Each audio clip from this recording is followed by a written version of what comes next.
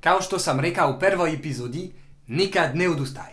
Never ever give up. Tako je, Jaco. Ovo je najvažnija stvar ako želiš nešto da postigneš. U mom slučaju filmsku karijeru. Arno, ja stvarno moram da budem iskrena prema tebi. Volim te i želim ti sve najbolje i zato moram da ti kažem. To možda važi za druge ljude, ali ne za tebe.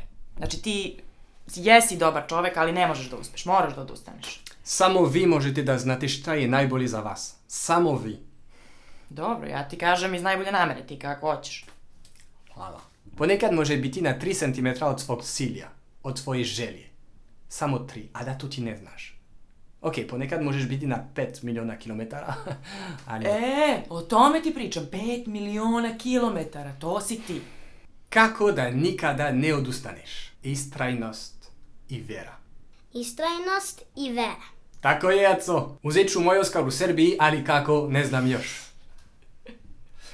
I bitna stvar, držite negativne ljudi van svog života.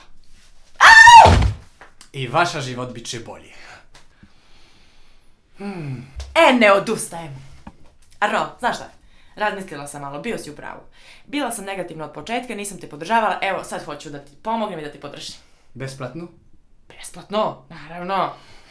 Mislim, dobro, ako ti baš insistiraš da mi platiš, ja kažem nema potrebe, ali ako baš ti želiš, dobro, ajde, prihvatit ću, nije problem, vidim da insistiraš, pa onda zato.